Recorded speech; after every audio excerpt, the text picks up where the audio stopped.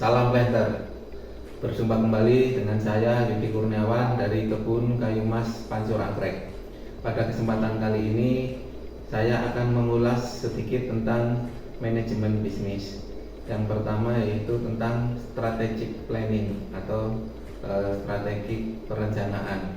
Agar bisnis memiliki gambaran dengan arah yang jelas untuk waktu yang panjang, maka perlu adanya suatu strategi planning yang wajib disusun.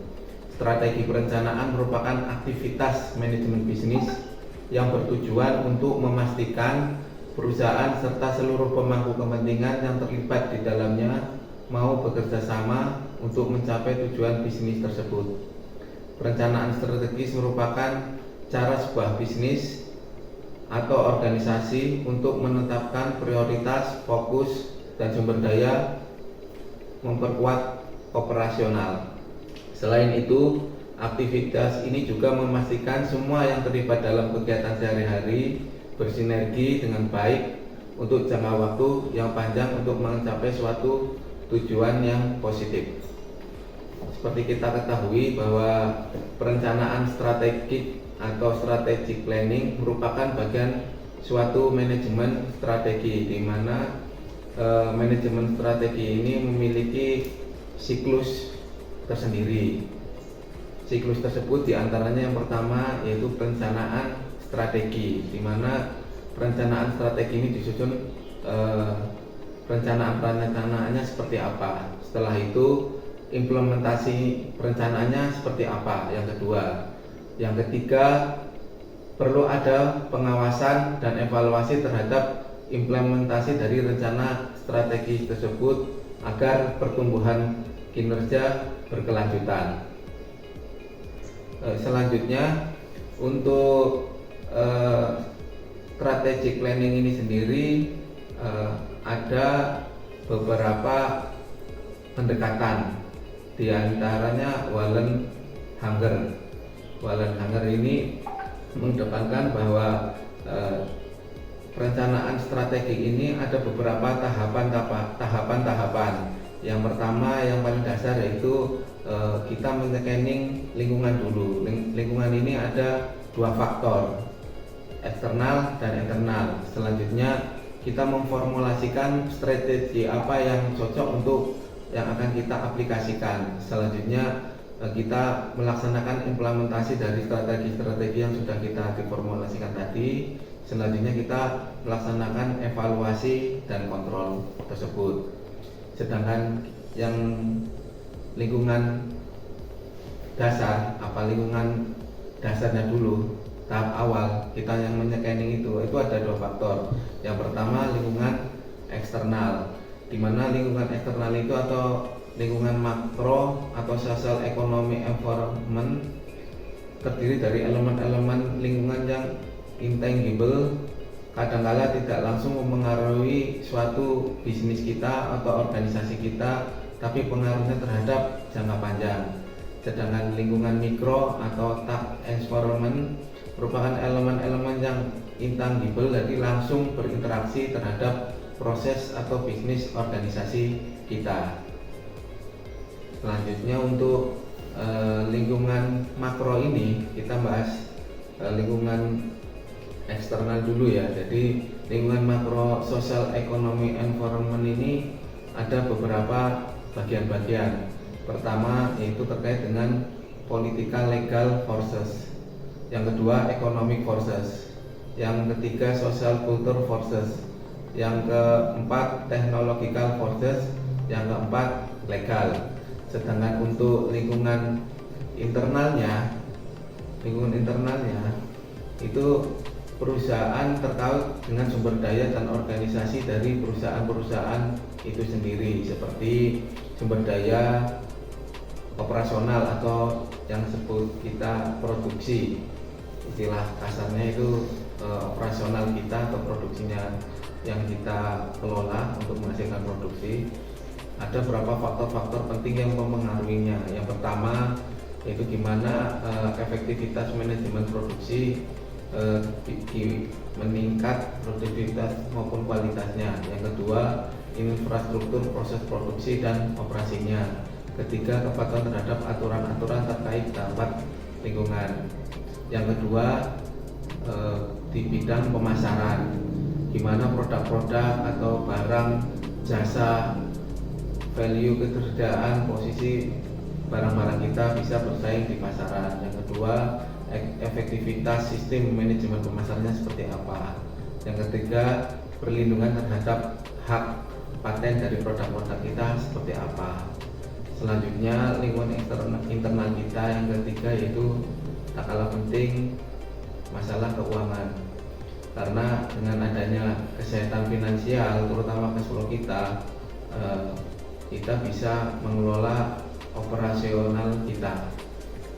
Terus efektivitas sistem kita seperti apa. Selanjutnya di bidang SDM kita juga penting ya. Untuk SDM ini gimana kita cara mengembangkan sumber daya manusia, karyawan kita yang kita miliki. Seperti apa efektivitas sistem manajemen SDM kita, jumlah dan profil karyawannya seperti apa, kompetensi dan pengembangan SDM seperti apa, tingkat kepuasan dan motivasi, serta perputaran tenaga kerja, mutasinya, rollingnya untuk tempat-tempat yang pengembangan SDM seperti apa. Dan yang terakhir adalah inovasi dan teknologi, di mana inovasi dan teknologi sekarang berkembang pesat. Perlu adanya inovasi di bidang teknologi untuk bisa menghasilkan profit bagi suatu entitas bisnis atau organisasi. Itu yang bisa saya sampaikan terkait dengan strategic planning ya. Terima kasih. Selanjutnya kita akan bahas mengenai strategic control. Strategic control ini penting ya. Seperti kita ketahui, setelah kita memplanningkan, terus kita merencanakan, kita mengimplementasikan, kita juga perlu adanya kontrol terhadap apa yang sudah kita rencanakan dan kita kerjakan. Bagian penting dari keberhasilan penerapan strategi adalah pelaksanaan pengendalian ini. Supaya strategi tidak mengalami kegagalan, strategi bukan dikarenakan kelemahan strategi itu sendiri, tapi ada faktor-faktor kegagalan yang bisa muncul karena dorongan lingkungan, faktor tadi eksternal maupun internal, serta ada perubahan-perubahan lainnya. Para pemimpin perusahaan juga bisa menjadi suatu salah dalam memplanning atau kurang cermat untuk mengetahui kepentingan dari perusahaan itu sendiri. Biasanya mereka tidak memahami apa yang diharapkan karena kurangnya informasi dan kemampuan untuk melaksanakan apa yang diharapkan. Jadi proses pengendalian ini ada 3 ya. Yang pertama, membuat patokan dan ukuran-ukuran kinerja. Pertama, pemberian patokan-patokan batasan yang jelas bagi pengukuran hasil dari setiap rencana dan hasil yang dapat dipantau. Target dan tujuannya harus sesuai dengan patokan yang ada. Yang kedua, mengukur kinerja. Gimana caranya mengumpulkan dan menghubungkan informasi yang dibutuhkan untuk menentukan apakah ada semacam gap atau deviasi dari perencanaan. Informasi harus juga mengarahkan pada pembuatan keputusan guna membimbing pada tindakan yang tepat. Yang ketiga, menafsirkan informasi dan mengambil tindakan korektif. Bandingkan kinerja dengan standar-standar. Jika terjadi penyelewengan, muncul kesulitan-kesulitan, pemimpin ini harus menilai kesulitan-kesulitan tersebut dan menemukan jalan keluar serta menerapkan solusinya. Istilahnya langsung diputuskan decision makernya itu. Ada memang ciri pengendalian strategi yang baik. Yang pertama, strategi pengendalian yang baik adalah tepat pada pembiayaannya, serta informasi yang tersedia adalah relevan, akurat, mudah dipahami oleh pemangku kepentingan baik stakeholder maupun shareholder. Yang kedua, informasi harus diterima tepat waktu dan dapat membantu pengendali dalam pengambilan tindakannya tepat. Serta yang terakhir, pengendalian seharusnya sesuai dengan kebutuhan dari pemangku kepentingan suatu organisasi atau perusahaan tersebut. Jadi pengendalian manajemen ini atau strategi kontrol ini bisa kita dilakukan pada beberapa strategi-strategi yang akan kita ambil, baik strategi secara operasional, strategi organisasinya, SDM-nya, kinerjanya seperti apa, sehingga termasuk juga budaya perusahaan kita seperti apa, sehingga kita bisa mengimplementasikan strategi kontrol ini. Evaluasi strategi ini ada 3 dasar. Yang pertama, memeriksa dasar strategi perusahaan itu seperti apa.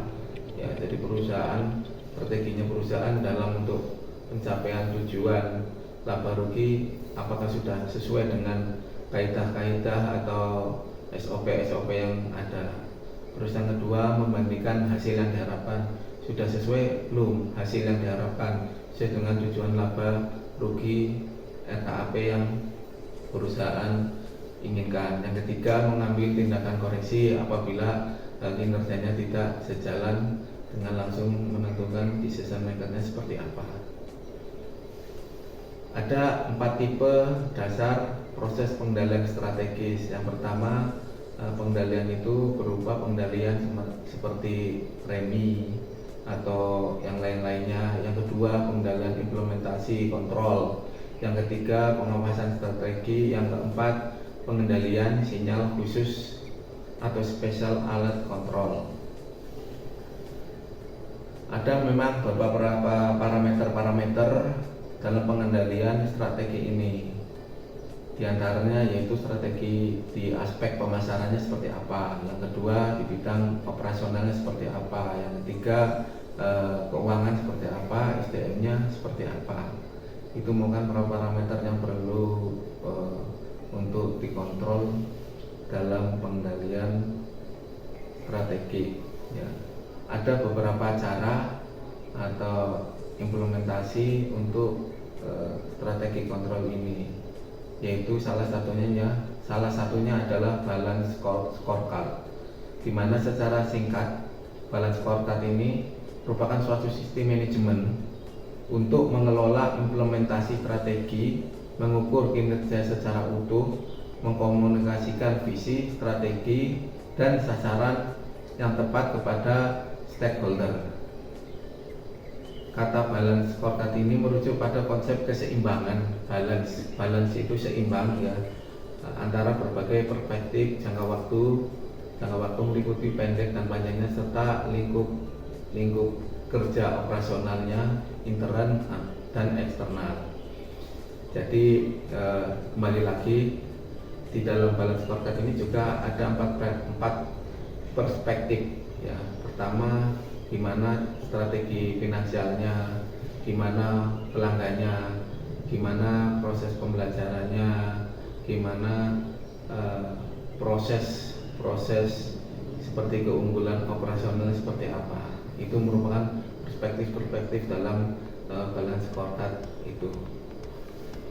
Yang pertama tadi dari segi finansial ya, dari segi finansial atau keuangan, perspektif dalam balance scorecard ini gimana kita dapat melihat pemegang saham baik pada jangka pendek maupun jangka panjang korporasi ya bisa rugi pada waktu tertentu.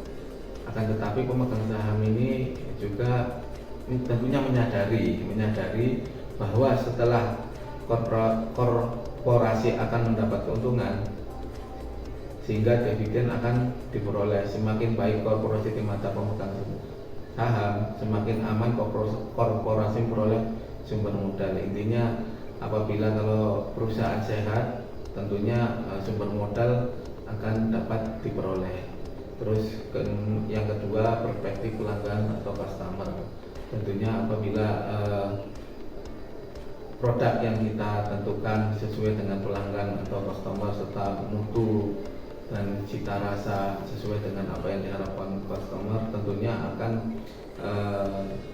memiliki kepercayaan sendiri customer ke kita, sehingga customer menjadi pelanggan setia ke organisasi atau perusahaan kita. Selanjutnya yang ketiga, perspektif bisnis internalnya itu sendiri seperti apa. Jadi untuk ukuran ini bisa menunjukkan dalam proses produksi seperti apa korporasi yang lebih baik. Orientasinya kepada pelanggan memang mutlak, akan tetapi permasalahan bagi manajemen adalah bagaimana cara menyiapkan kompetensi yang dapat memenuhi kebutuhan pelanggan. Intinya kembali lagi kepuasan pelanggan. Dan terakhir, perspektif pembelajaran pertumbuhan. Perspektif ini menunjukkan bagaimana korporasi dapat bertahan dan mampu berubah sesuai dengan tuntutan eksternal lingkungan sekitar. Itu yang dapat kami sampaikan terkait dengan manajemen bisnis. Sekian, sampai ketemu pada tahapan selanjutnya. Wabillahi taufiq wal hidayah. Assalamualaikum warahmatullahi wabarakatuh.